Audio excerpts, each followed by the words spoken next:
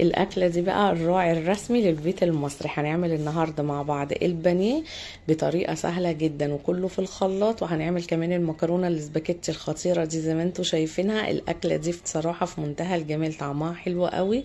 ولو اول مره بقى بتشوفيني انا مطبخ يسرا، اعملي لايك وشير ويلا بينا نبتدي. اول حاجه كده في كبه او في الخلاط هنضيف هنا بصلايه كده وسط، وهنضيف عليها ملح، فلفل اسود، مرقه دجاج، 7 بهارات وكاري وبابريكا. وكمان هنضيف بقى هنا كوبايه الا ربع كده من الحليب او اللبن، وهنضيف هنا ليمونه، عصره ليمونه ومعلقه خل صغيره، واضربهم كلهم كويس جدا في الخلاط. وانت لو مش ما عندكيش لبن وعندك زبادي ممكن تستبدلي اللبن بالزبادي، بس ما تحطش الزبادي في الكبه او في الخلاط هتضيفي معاها شويه ميه. هنا بقى خلاص كده ضربناهم كويس جدا كده في الكبه. بعد كده ضفت كده البانيه عليها، وتحطي البانيه قطعه البانيه كده مفروده علشان تتشرب كده من طعم الخليط دوت، واغطيها واسيبها بقى في التلاجة في حله كده على النار فيها ميه سخنه. هنبتدي نسلق بقى مع بعض المكرونه. ضفت عليها كده الملح، والمكرونه هنا الاسباجيتي انا بحب اقسمها كده 2، انا هنا كنت اسماها. هبتدي كده ان انا احطها في الحله، وكل دقيقه كده عقبال ما تخش معاكي في السوا تفضلي تقلبي فيها عشان ما تلزقش في بعضها.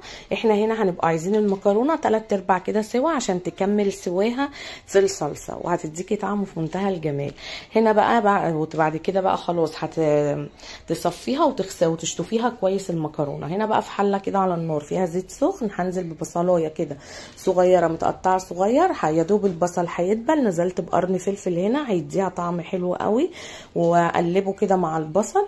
وبعد كده نزلت بمعلقتين صلصه كبار جاهزين برضو بتديها طعم ولون حلو كده. وبعد كده نزلت بكيلو من العصير الطماطم ومصفياه، وهضيف عليها ملح وفلفل اسود وبابريكا وشطه، والشطه دي اختياري. وهغطيها واسيبها لحد ما هتتسبك. وبعد كده انزل بقى بالمكرونه، وهحط حبه كده من المكرونه حبه حبه، وابتدي كده ان انا هقلبها زي ما انتم شايفين، وهغطيها بقى وتغطيها وتسيبيها لحد ما تكمل باقي السوا بتاعها، يعني حوالي 2 3 وتطفي عليها النار كده. هي بقى ده كده شكلها في منتهى الجمال ولونها خطير. هنبتدي بقى كده خلاص المكرونه خلصناها. هنا بقى هنعمل الكفر الخارجي بقى للفراخ.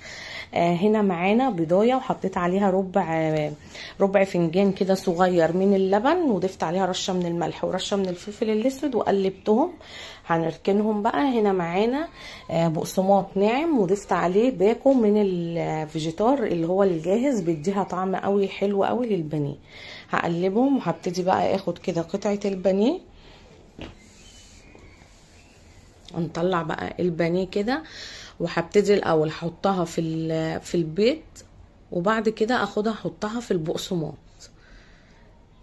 خليها تتشرب كده من البيض حلو زي ما انتم شايفينها اهي كده. وبعد كده اضيفها في البقسماط، وعلشان الكفر بتاع البانيه يبقى متماسك كده معاكي وحلو، اضغطي كده على البانيه ضغطه كده كويسه كده زي ما انتم شايفين، يعني ضغطه بسيطه كده من الناحيتين، وبكده هتبقى جاهزه معانا والكفر هيبقى متماسك. ودلوقتي هتشوفي شكلها مش هيقع ولا اي حاجه.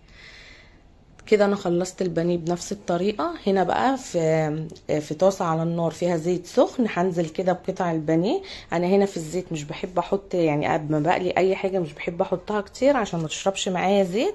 اول ما اخدت كده لون من اول ناحيه حطيناها عليه، قلبناها الناحيه التانية واخدت اللون الذهبي الخطير دي، وتطلعيها على مصفى احسن من المناديل عشان ما تشربش معاكي برضو زيت.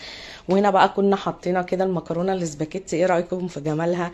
وهنا بقى هي قطعه البانيه، بصي في منتهى الجمال، والكفر بتاعها متماسك حلوه قوي. ايه رايكم؟ والمكرونه اللون بتاعها برضو خطير. ويا رب النهارده يكون الفيديو عجبكم، ولازم بقى تجربوا الوصفه دي بتاعتي النهارده وتقولوا لي ايه رايكم فيها.